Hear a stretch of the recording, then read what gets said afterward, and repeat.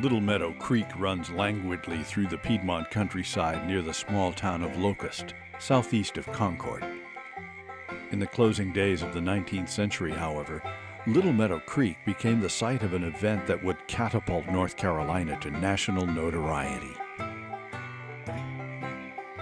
It all began when 12-year-old Conrad Reed decided to go fishing with a bow and arrow.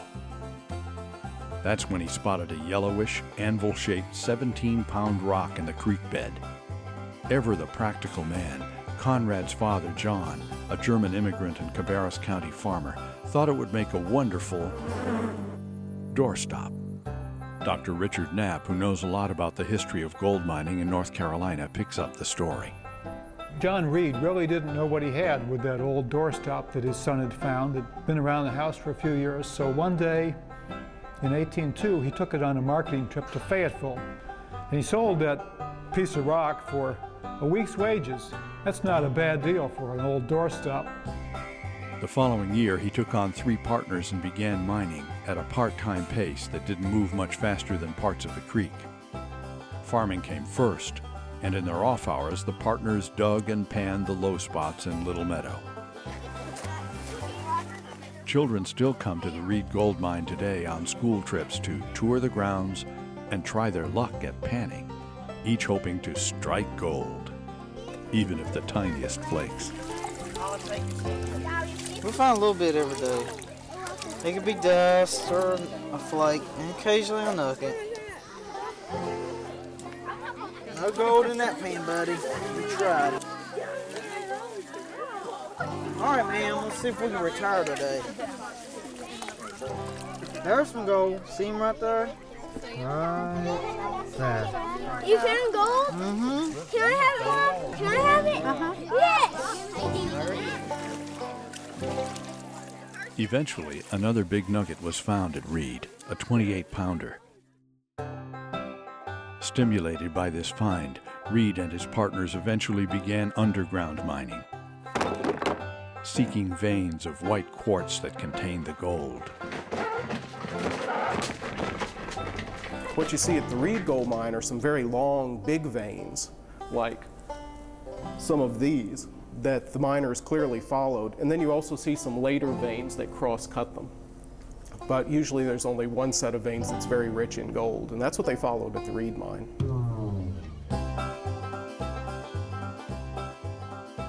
It's hard to imagine what life must have been like for the people working here, and in other mines that eventually stretched from Charlotte in a northeastern crescent as far as Guilford County. It was rough. A lot of the people that went down in the mines had no choice. A lot of slave labor was used. Other people worked there because it was a fairly steady job and a good wage, but it was incredibly dangerous.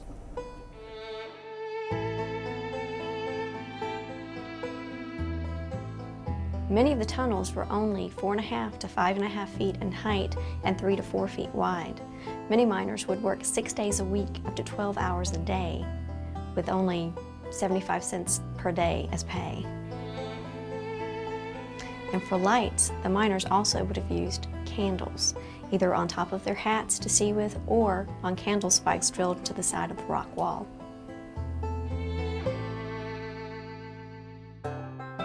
This pit in the ground at Reed is all that remains of a mine shaft.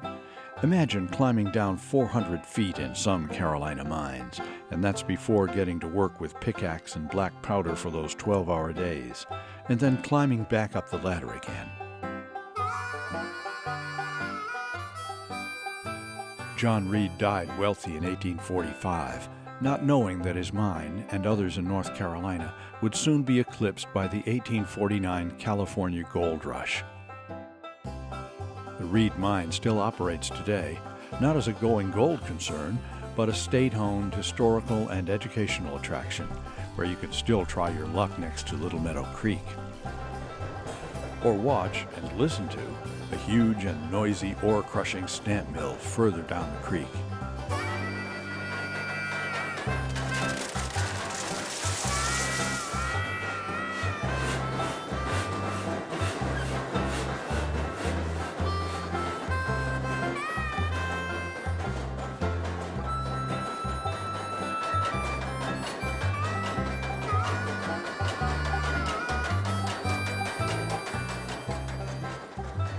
After the ore is crushed into fine pieces, water flow carries it below to these amalgamation plates,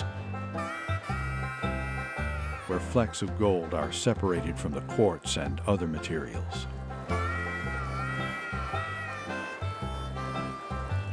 Between 1804 and 1827, North Carolina supplied all the domestic gold minted by the U.S. government, a fact that bode well for our state, at least for a while.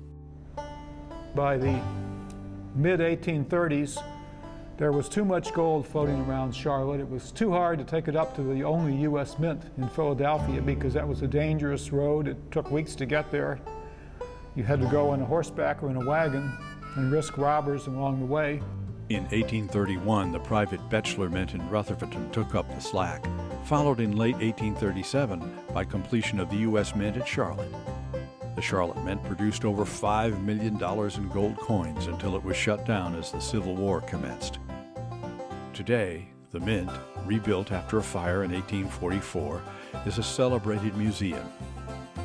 Inside, a treasure's worth of gold coins is on display, some quite rare.